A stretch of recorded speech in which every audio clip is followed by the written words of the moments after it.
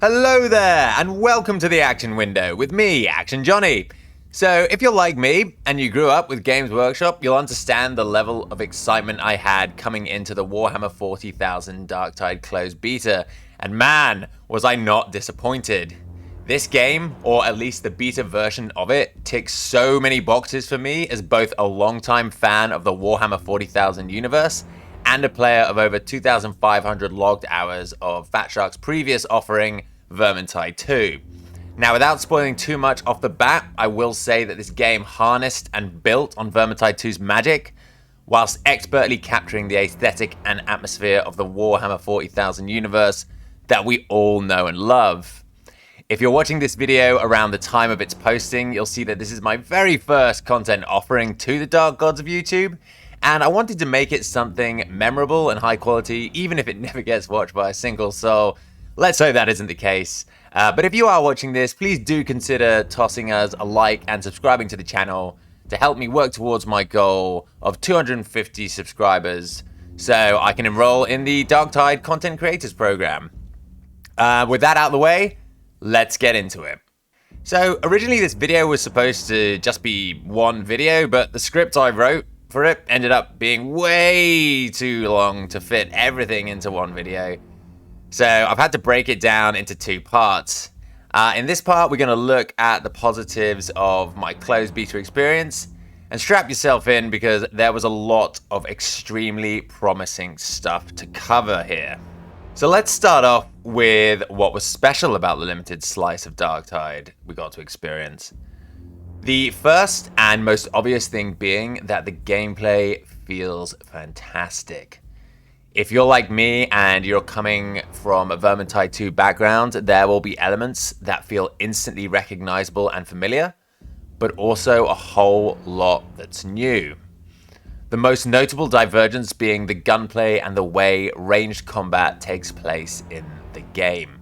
Now, I'm a bit of an older gamer compared to some, and I grew up loving the shooter genre. I've never been absolutely top tier amazing at them, but I've been around long enough to have played a whole lot of them, and let me tell you that the ranged combat in this game feels fantastic. Every single gun I played with over the weekend had its own unique feel and sound design, from the delightful punch of the stub revolver right down to the relentless zapping of the lasgun. All of it felt and looked great. On that thread, the way ranged combat played out was a brand new joy to discover and very much felt like a huge evolution from Vermintide 2. Everything from the way enemies used cover, communicated with one another, used tactical fallbacks, memorized your position when you would peek from your own cover to snap off a shot, all of it felt super realistic and evocative of how a gunfight would actually play out. There were times when you and your squad would be pinned in place by enemy fire, and you'd desperately be trying to come up with a tactic or a solution that allowed you to break out and change the flow of the engagement. These ranged from things like flanking maneuvers, glorious, sometimes doomed challenges into enemy cover, grenades, shooting explosive barrels, having a teammate remove a linchpin enemy with their special ability, and anything and everything else you could possibly conceive of. Communication between teammates definitely felt like it was highly rewarded, and on the higher difficulties, it's probably going to be crucial to success. And really, it just all kicked ass. It frickin' slapped, and I adored every chaotic moment of it. So, players of Fatshark's previous titles who didn't get to play the beta might be wondering, well, what about the melee? Because the melee combat in Vermintide 2 is a massive defining part of its identity. And I can say with some level of confidence that you won't be disappointed here either. Melee is still essential in Darktide, and while it now has to share more of the combat spotlight with the game's ranged play, it still captures the essence of what made Vermintide 2's melee combat so satisfying and addictive. Being totally and completely honest here, it's not a copy-paste of the whole system. On the whole, it felt a little slower and a little less fluid than Vermintide 2, but at the same time, it also felt more visceral.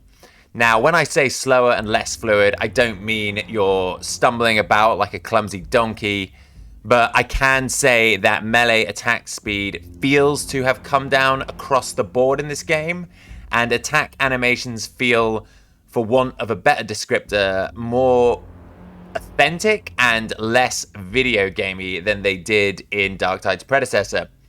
Now, it is very early days to be making a direct comparison to Vermintide 2, as of course equipment and gear level is going to be a huge factor in comparing the two melee systems. Not to mention this is a closed beta, so anything could change at this point. So I'm not going to linger for too long on waffling over the melee combat, but all the good stuff from Vermintide 2 is here. The animations, the stagger mechanics, the different angles of cutting and thrusting, the light and heavy attack combo mixing, the push block attacks, all of it. So if you were for any reason worried about that, don't be. The brutal and engaging melee combat that Fat Shark is known for is alive and well in the 41st millennium. Also worth mentioning that the old temporary HP mechanic from Vermintide 2 is gone and has now been replaced by a mechanic called Toughness, which is essentially an overshield that absorbs damage from attacks until it breaks, after which you'll take damage to your HP pool instead. Now, there are a multitude of ways to regenerate toughness, such as staying in coherency with your teammates, killing enemies in melee combat, and then other class-specific mechanics that change depending on what class you're playing and what feats you have selected. I'll talk more about what coherency is in just a minute. It makes sense for Fat Shark to have made this change with the added emphasis on range combat in this game, and it definitely feels like a more modern and polished mechanic than temporary HP did in Vermintide 2. And I'm really looking forward to seeing how much you can influence it when the game is officially released. Another evolution from Vermintide 2 is the introduction of the aura mechanic, also known in-game as coherency. I briefly mentioned this earlier. What this essentially is a bonus that you and your teammates get when you stay within close proximity of one another. And I've got to say that I love they've added this into the game. Although Vermintide 2 is one of my most beloved and played games of all time, I'd be lying if I said I didn't find it frustrating that there was no inherent mechanic in the game that encouraged you to stick together as a team. So I was very glad to see that Fat Shark had learned from their past experiences and introduced this to Darktide in order to promote a more cooperative game experience. The second aspect of this new mechanic is that it creates interesting player choices when it comes to party composition. Each of the 4 different available classes in the beta had their own unique aura, but also there was no guarantee that you'd end up in a party that had one of each type of class. So more often than not, you'd end up with random eclectic mixes of classes, and sometimes even in a group with 3 other people playing the exact same class that you were. Interestingly, because of how coherency works, that wasn't necessarily a bad thing. It turns out that having multiples of the same auras stacking as opposed to one of each type opened the door for some new and strategically interesting choices. There are definitely going to be party compositions where doubling down on auras is going to produce some hilarious results. Off the top of my head, Double Ogren and Double Zealot would be a super fun time with, all the auras stacking, giving you 20% damage to heavy attacks and 20% damage reduction to your toughness for the whole party while you guys are in coherency. So I think coherency is going to be a really cool mechanic for those players that like to coordinate with one another before missions on what kind of playstyle and tactics they want to embrace and focus on as a group. Difficulty-wise, the game fell exactly where it should be. I predominantly played the beta on the 3rd level of difficulty, which I believe was called Malice, akin to the champion difficulty in Vermintide 2.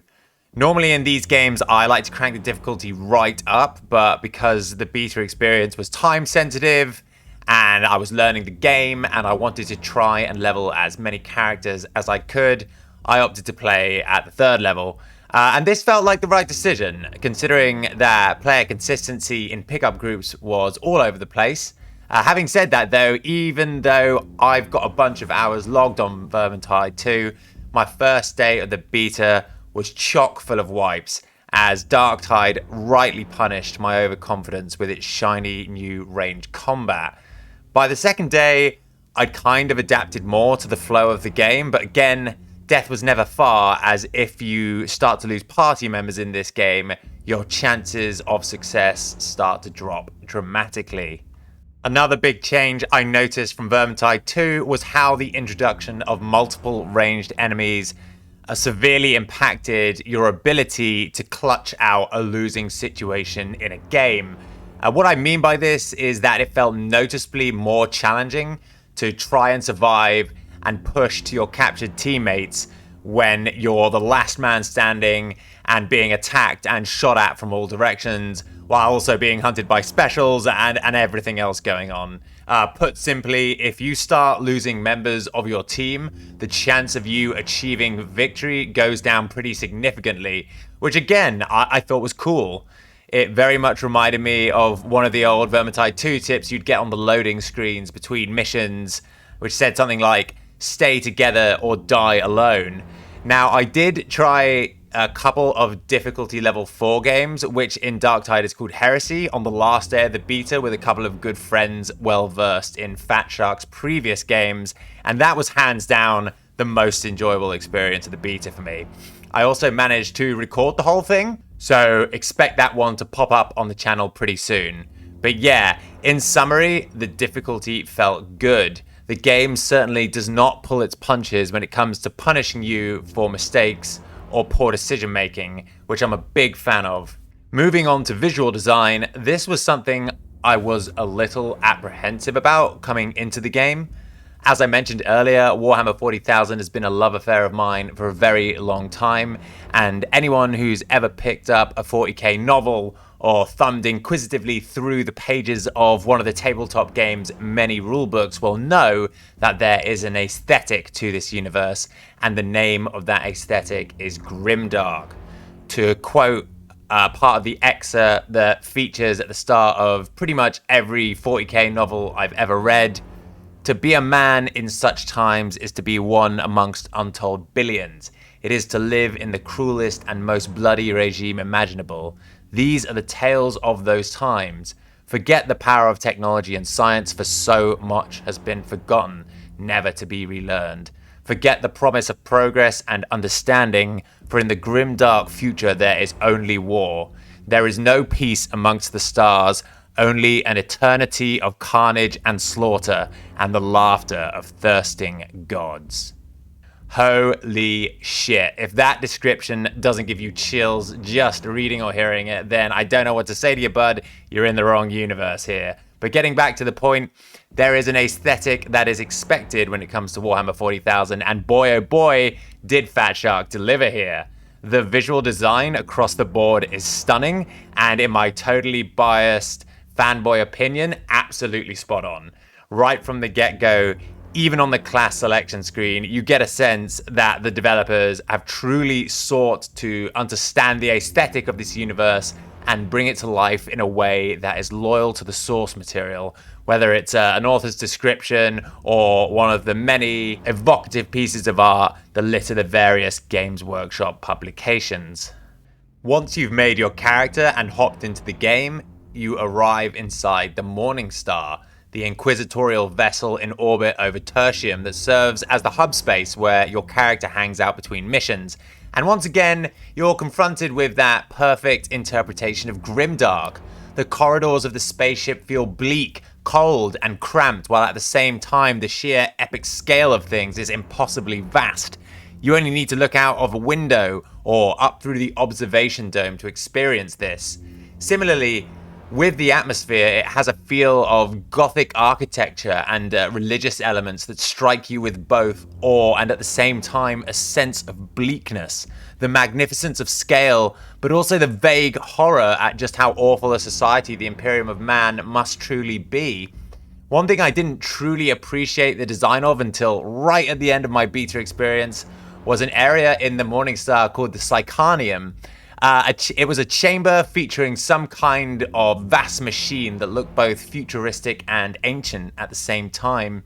It resembled a number of sensory deprivation pods attached to a central column with what I can only assume was a living human psyche trapped inside amniotic fluid, powering this whole thing.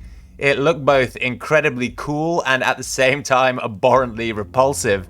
And this dichotomy between themes, whether it's awe and revulsion, or grandeur and squalor, or vastness and claustrophobia, is something that is consistently represented at every point within the game's world and level designs.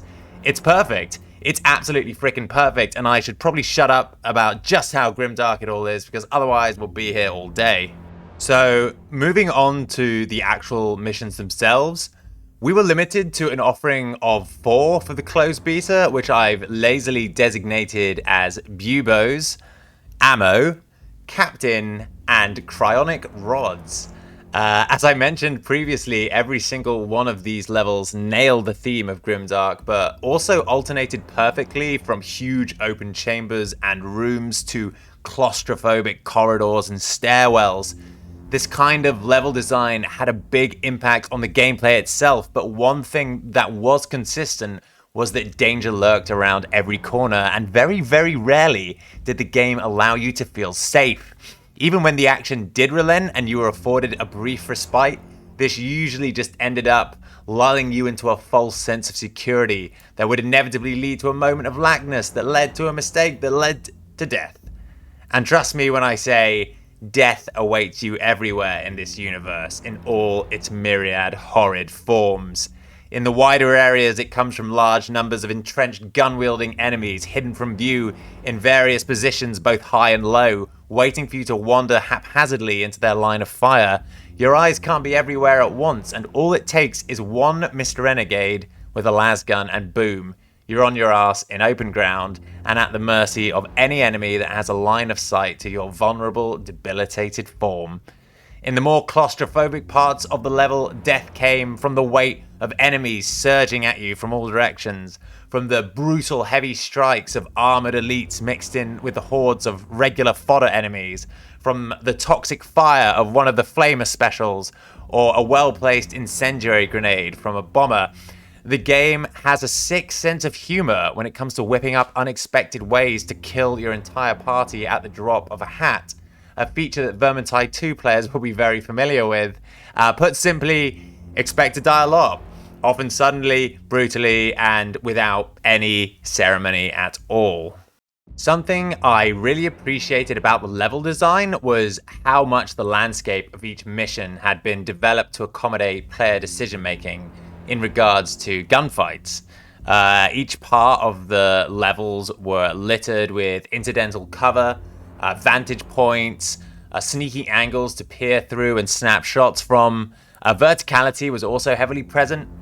One of my favorite memories of sort of this kind of level design was finding and using the high ground as the veteran to cover my teammates in situations where getting that extra vantage made all the difference when it came to having a clear line of sight to snipe the scary enemies. There were several really memorable moments for me where I made the decision to break away from the rest of my team in order to place myself in a position where I had a superior line of sight to the combat, allowing me to take out threats to our team without being in immediate danger myself. Of course, as I just mentioned, you should never take a safe position for granted, and there were other equally as memorable moments where my decision to split off from my team led to my isolation and then my death at the hands of a bunch of enemies that came hunting for me. Still, the fact that all of this seems to have been considered and accommodated for in the level design was truly a joy to witness and experience, and meant that I could replay the same missions over and over again and discover something new and fun about the levels that I could potentially leverage to my advantage, or just doom myself to oblivion. Finally, I'm briefly going to cover the sound in this game, because it would be remiss of me to talk about everything that was good about the beta without mentioning the music and voice acting. Actually, sound design across the board was exceptional in every sense of the word. Let's start with the music, because returning fans of the Vermintide games will immediately recognize composer Jesper Kyd's signature sound. It's back, baby! And if you can even believe such a thing, he's leveled up. The soundtrack is, for want of a better word, incredible.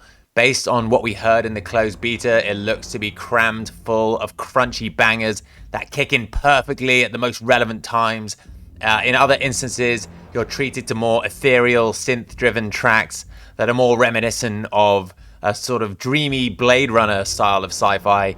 Often, when the action starts to heat up, that's when the beat drops, and even though traditionally speaking for these kind of games, music can be a detriment to player performance, as it can sometimes cause you to miss important enemy sound cues, that in no way matters to me, because the music in this game is so good that I'd rather go down to a special I didn't hear whilst reveling in one of Jesper's masterpieces than turn the music off to improve my odds of survival. Now, I don't have the names for any of the tracks, as at the time of this video's recording, they have not been officially released, but you can hear examples of some of the soundtrack in the videos that Fat Shark have been periodically releasing via their own official YouTube channel. These songs are awesome enough to stand on their own, but within the context of the game, they just give the whole experience this extra oomph, which just tips the atmosphere over the edge of great into hella freaking sick. I'll definitely have more to say about this come release day, but you're going to have to trust me here, the OST is amazing. Similarly, the voice acting work is fantastic all around.